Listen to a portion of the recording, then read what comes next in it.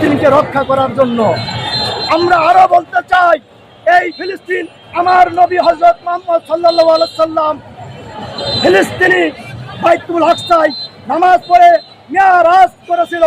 সেই মিরাজ থেকে আমাদের জন্য 5 ওয়াক্ত নামাজ এনেছিল। ফিলিস্তিনি আমাদের আবেগের জায়গা, ফিলিস্তিন মুসলমানের আমাদের ইমানের দায়িত্ব। আমাদের ইমানদার যদি হতে চাই, আমরা কালেমা দিতে পড়েছি লা ইলাহা ইল্লাল্লাহ।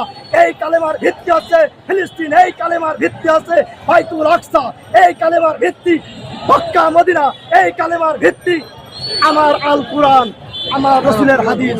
আমরা সর্বপ্রথম জানাতে চাই, পৃথিবীর যেখানে মুসলমানরা আক্রান্ত হবে সেখানে প্রত্যেক মুসলমানের দায়িত্ব, সেখানে ইমানি দায়িত্ব, তার জান, তার মাল, তার সম্পদ, তার ইজ্জত নিয়ে সেখানে ঝাঁপিয়ে পড়া, যুদ্ধ করা, জিহাদ করা। জিহাদ ফি সাবিলিল্লাহ। আমরা নামাজ পড়া যেমন ফরজ, আল্লাহ 556টা আয়াত বলছে ফি সাবিলিল্লাহ।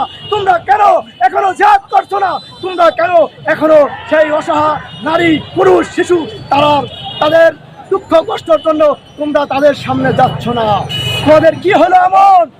তোমরা এখনো দুনিয়ার অপেক্ষায় আছো? তোমরা দুনিয়ার জন্য এত কষ্ট করছো?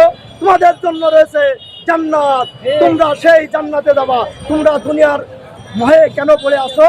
তোমরা দুনিয়ার সন্তান স্ত্রীর জন্য কেন পড়ে আসো? তোমরা ততক্ষণ পর্যন্ত মুসলমান হতে পারবা না যতক্ষণ না আমার রসুলকে বেশি না ভালোবাসা। কার থেকে? তোমার পিতা, তোমার মাতা, তোমার স্ত্রী, তোমার সম্পদ, তোমার সন্তান থেকে। তুমি যতক্ষণ না আমার রসুলকে বেশি না ভালোবাসবা ততক্ষণ তুমি মুমিন হতে পারবে না। মুমিনের দায়িত্ব সারা পৃথিবীর মুমিন, মুমিনাত, মুসলিমিন, মুসলিমাত যেখানে আক্রান্ত হচ্ছে প্রত্যেকটা মানুষ তাদের পাশে দাঁড়ানো, তাদের পক্ষে হয়ে যুদ্ধ ঘোষণা করা। আমরা যদি না করি, কাল কিয়ামতের মাঠে আল্লাহর কাছে আমরা কি জবাব দেবো? কাল কিয়ামতের মাঠে আমরা আল্লাহর কাছে কি জবাব দেবো? সেই আল্লাহ আরশে আজিমে বসে আছে, দেখছে। আল্লাহ সুবহানাহু ওয়া তাআলা তার নাম বাসির, সে সব দেখে, তার নাম সামিয়া, সে সব শোনে। আমরা এই কথা স্মরণ করতে চাই।